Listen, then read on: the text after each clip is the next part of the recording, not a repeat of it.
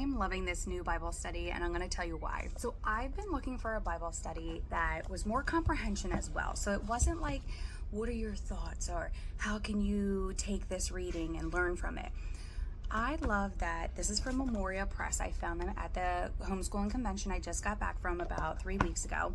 I loved that it had a few of the Bible stories for each lesson, and it gives you comprehension questions. So we did creation and the Garden of Eden first, and today we just did lesson 2, which is the serpent in the garden, and Cain and Abel was also in it. But I'm gonna move Cain and Abel off to another lesson, do like a smaller little lesson, because these are very in-depth and I'm learning a lot as well. So they each have a student guide and I have the teacher's manual. And I love the teacher's manual because it gives me an in-depth description to read to them.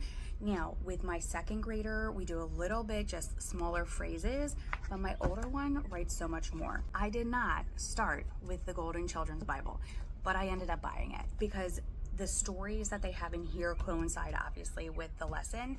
And I realized when I didn't have it for the first lesson, there's a few like words in the teacher's manual for answers that I probably wouldn't have used, but it's in this obvious translation of the Bible. So I bought this off of Amazon. I think it was like $14. I think Memoria Press sells it for $25. So I got a little bit of a deal. I'm okay with it. I also have so many Bibles that I'm not mad about it either. Can never go wrong with a good Bible, right? So what I loved was we read the story and then we went into our comprehension questions. I also love that there are facts to know, which is certain words with definitions.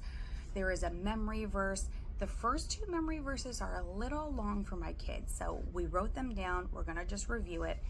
And then we just had a discussion and we talked about, which was very surprising to me, how much they are retaining from just reading this and reading our illustrated Bible and reading smaller Bible stories from different translations, how much they are retaining. So it's very awesome to see.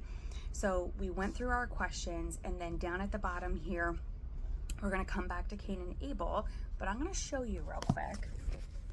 This is the teacher's guide, okay? So I love that it is just so in-depth, and we just wrote like shorter phrases for this one, of course. But what I really liked was just honestly the discussion part of it. But I want them to write as I'm talking as well, and like with my second grader, I'm like spelling it out for him and he's writing it. So he's definitely getting much better with that.